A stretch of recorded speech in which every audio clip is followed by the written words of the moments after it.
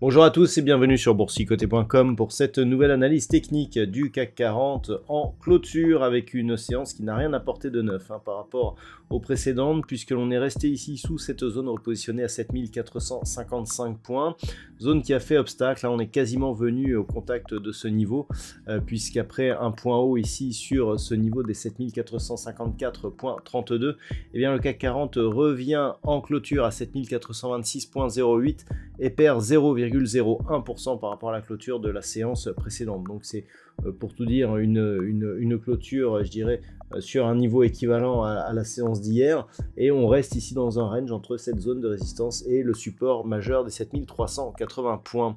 Au niveau des indicateurs techniques, c'est assez neutre, on voit ici les histogrammes du MACD qui sont en train de se stabiliser, un RSI qui évolue à l'horizontale sur des niveaux proches des 50 points et des volumes qui sont en baisse. Donc aucune conviction, aucun mouvement, et donc des prix qui restent ici à l'intérieur d'une zone de range depuis désormais 5 jours. Au niveau du palmarès des valeurs, eh bien c'est relativement homogène, on a Hermès qui gagne 1,52%, Dassault Systèmes plus 1,23%, quelques hausses autour de 1% comme Safran, Stellantis ou Thales, et puis au niveau des plus fortes baisses, hormis Saint-Gobain qui perd 2,86%, eh bien on a des valeurs comme Alstom, Téléperformance, Société Générale ou Capgemini qui sont sur des baisses entre 1,1 et 1,8%.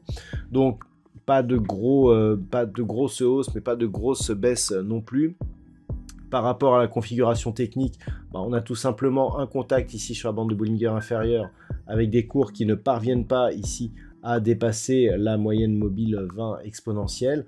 Donc clairement une stabilisation mais d'une dynamique qui reste baissière avec comme objectif en cas de rupture ici de la zone des 7380 points, 7310 voire 7220 points. Pas grand chose de plus à dire, il faudrait passer au-dessus de cette moyenne mobile 20 exponentielle pour espérer reprendre ici le chemin de la hausse, mais qui ne serait effectif qu'en cas de rupture haussière de la zone des 7532 points.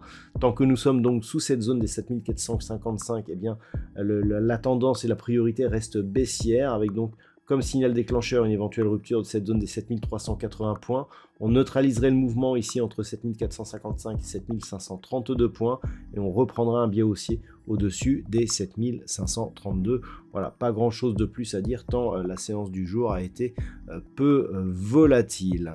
D'un point de vue statistique, eh bien, nous avons une configuration encore une fois qui n'est pas très fiable, assez peu d'occurrences et des mouvements assez, je dirais, assez disparates. On commence à voir émerger une possibilité de reprise haussière qui pourrait arriver durant la semaine prochaine, mais qui pourrait être suivie d'une phase de baisse. Donc c'est toujours un petit peu comme ça, soit on part à la baisse pour repartir à la hausse, soit on part à la hausse pour repartir à la baisse. C'est donc globalement neutre du point de vue de ces statistiques, dont le détail, je vous le rappelle, se trouve avec l'analyse écrite qui paraît durant la nuit sur le site boursicoté.com. Voilà donc ce que l'on peut dire pour ce soir. Je vous rappelle que demain, pour les chiffres de l'inflation, il y aura Trading Live à partir de 14 h. Je vous souhaite donc une bonne soirée. On se retrouve dès demain pour un Trading Live et d'autres analyses techniques, toujours sur le site boursicoté.com.